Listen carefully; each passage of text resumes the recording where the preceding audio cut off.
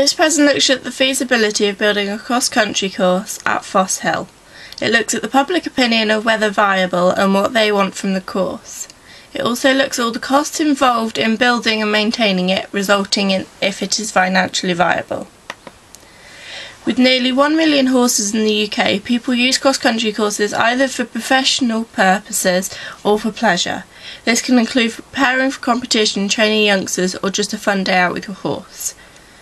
With Cirencester being the heart of the Cotswolds, and the Cotswolds well known for its equine industry, it seems that this should be a prime location to have a cross-country course. The high number of local livery yards should ensure a good demand. Cirencester Park has a few small jumps dotted around a large area, and as a result is not suitable for any sort of schooling. Fossehill would be really good to build a cross-country course due to the land available to them. This could greatly expand the enterprise that is Fossehill, along with the planned 20 by 60 outdoor arena. There is already ample parking for lorries and trailers and large open space. They could expand into holding shows and therefore increase the income for Fossehill. It would also increase the number of facilities available to the liveries and therefore could increase the number of people wanting to come to Fossehill for livery. Having originally asked on an internet site, I asked if people would use a cross-country course if it was built, what heights they would want the jumps to be, and how much they would pay as a reasonable higher cost. A further more in-depth questionnaire was then produced and given to members of the public online to give a more precise insight of the exact requirements of potential customers. This more in-depth questionnaire involved 9 questions asking them about previously used courses, if they would use a course in Cirencester, the height of the jumps and how they would then want them laid out, how much they pay for current courses, if they currently pay per horse or for a time slot, and which they prefer to do. If there was a discount available, what would they like and how would they like to book the course? Whilst researching, I found 8 cross-country courses within a 30-mile radius of Cirencester. These were Deer Park, Boomerang, Summerhouse Equestrian, Tumpney Green, Rabson Manor, Cran Farm, West Wilts, Lynham Equestrian. As you can see, Deer Park is the most popular of all the courses. This is also the closest to Cirencester, being 18 miles away. West Wilts is least likely to be used due to the fact that the course can only be used the day after an event. This limits the number of days that it is available and therefore could make it inconvenient for people to use. During this questionnaire, it was discovered that there are other courses that people use. These are Salters Hill, Leyland Court, Downlands, Warminster Club, and 2 people going to each Castle Farm, Manor Farm, Hilltop, Portley, although Portley is now closed. When initially asked, it appeared that most people believe Boomerang Stables is currently the best around, and people would like a facility similar to this, but more local. This relates to it being the second most popular course, as it is unlike the favourite due to being near Reading and therefore quite a great distance for many to travel. Only 1 person stated that they would not have use for a course in Cirencester. This shows that there could be a great demand for the course and will not be a time or money wasting scheme. When asked what height they would prefer this course to be, a majority of people want a course of all heights to allow them to start on the smaller jumps and work their way up to the bigger ones. Or if they have a couple of horses at different levels, it allows them to bring both of them. It also means that a child can go round on their pony, whilst the parent can go round on their horse. However, it seems most popular for most of the jumps to be between the heights of 2 foot and 3 foot, so the majority will be built at this height. In the initial market research, there seemed to be little or no demand for fences between 2 foot to 3 foot 6. This correlates with the results gained from the questionnaire. Most courses are just a field of singular jumps, which can make it hard for the rider to make a course in a competition-like feel. This is where having a course built that they can train round is a popular idea, as it also allows you to see how the horse copes around a course and how much control the rider can obtain after a strong canter between fences. However, it is also good to have the individual fences.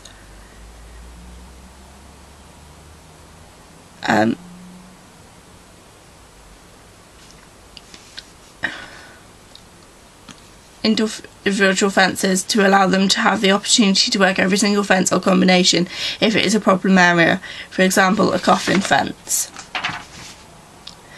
Mostly people spend between £10 to £15, which differs greatly from the initial research I have done, which came out as £20 that the public deemed to be a reasonable price to pay. Whilst researching the courses, most stated costs £20 to £25. The majority of people pay per horse, and some people who have paid for an allotted time would prefer to pay per horse. Based on this information, I believe the price should be set at £15 per hour per horse. This should make it a desirable place to bring a horse due to being cheaper than most places around. The added addition of offering a discount will help choose and maintain repeat business. 40% of the public would like the option of bulk buying, where you pay for 6 sessions and get a 7th free. This idea prompted one person to suggest that a loyalty card where once attended 6 times get a 7th free rather than having to bulk buy. With 35% wanting a discount of bringing multiple horses where you bring 5 horses, only pay for 4 and you get the 5th free.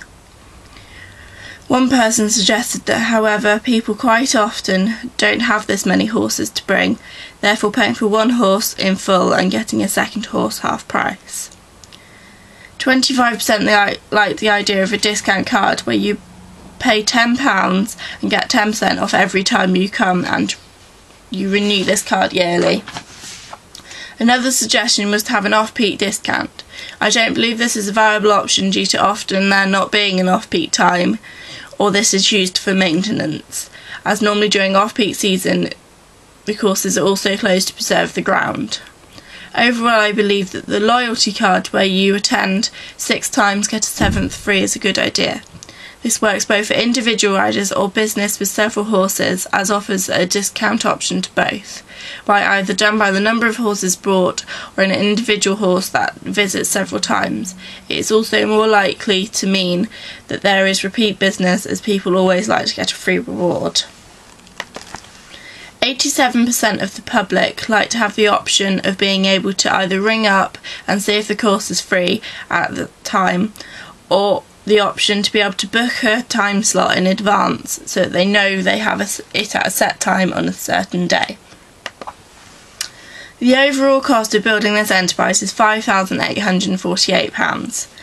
This will cover preparations for putting the fences in place, building the fences, and any preservation to the fences to make them last, and safety features to make them safe for members of the public. After this initial cost, there should be very little need for further maintenance. Any that does need to be done can be completed by either the students of the college or a course completed by the Rural Skills Centre, as it is unlikely to be any great task apart from if a fence is broken. There is already a plan for 100 trees to be taken down at Fossehill, so that this cost has already been planned and taken into consideration. So these trees would give you what you need to build the fences. It would just be a case of removing a few trees in the wood to make a safe path for both horse and rider. One of the problems facing Fossehill is that they do not have a school, as quite often people like to hire the school with the cross-country course to warm up over show jumps. Although there is a grass area in which show jumps can be set up, that is well draining, and there is planning permission for the school to be built. All the preparation work can be done in about a week. However, the building of the fences will take slightly longer, but the whole process should take no longer than 10 weeks of occasional work or 3 weeks of regular work. I believe that building a cross-country course at Fossehill is very feasible as shown. There is already potential demand for a course. This course would not only be used as a schooling course, but has the potential to be used for competition by already having jumps set up in a course and having flags on the jumps that mean it would be just a case of renting time gates. There are many trees on site that can be used to build the fences, also an existing ditch ideal for a water jump. There are also some dry stone walls that can be utilised All these resources would help save money, and there need be no outlay for transport costs for getting trees delivered or such alike. Most of the jumps will be portable where it is possible and safe to do so. The fixed jumps will simply be built from or into the landscape that is already there, and only making very minor changes to scenery. All the portable jumps, whilst shows are not on, can be moved into a large riding field up the top, which has good drainage, so can be used all year round. This will allow people to come and use them for schooling at any time, and therefore provide a year-round enterprise. Having the jumps in a smaller area will also enable easier maintenance of the fences. Planning permission is not needed for the fences due to not being permanent, and also all precautions will be taken to not create an eyesore with these fences. This can be helped by the fact that they will all be kept rustic and should therefore blend into the countryside. The business is run as part of the Royal Agricultural College, that also runs a rural skills centre where people want to further their knowledge.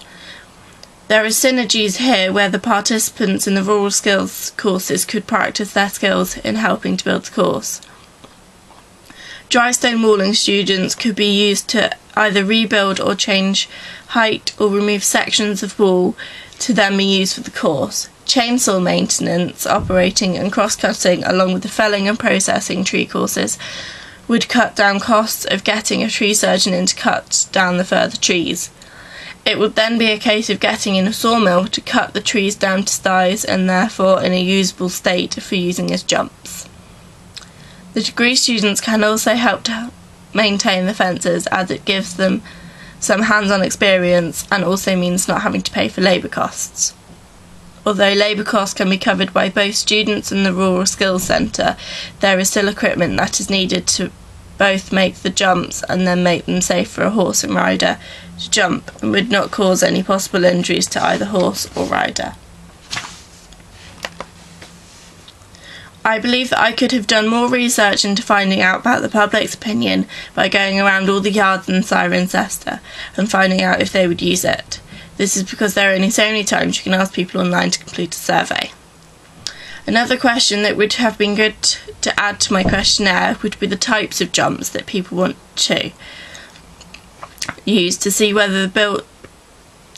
is worth building as in demand. An area that could be looked into is if there are any safety requirements when building and maintaining the fences. Also, if any insurance is needed to allow members of the public to hire the course. If contemplating using the course for competitions, research would need to be done as if there are any rules and insurance is needed. Further research into how big the jumps are at each of the courses, and to if any one of these places has a course for people to jump round rather than just jumps in a field. Also if they offer any discount, and if so, what it is. Thank you for watching my presentation.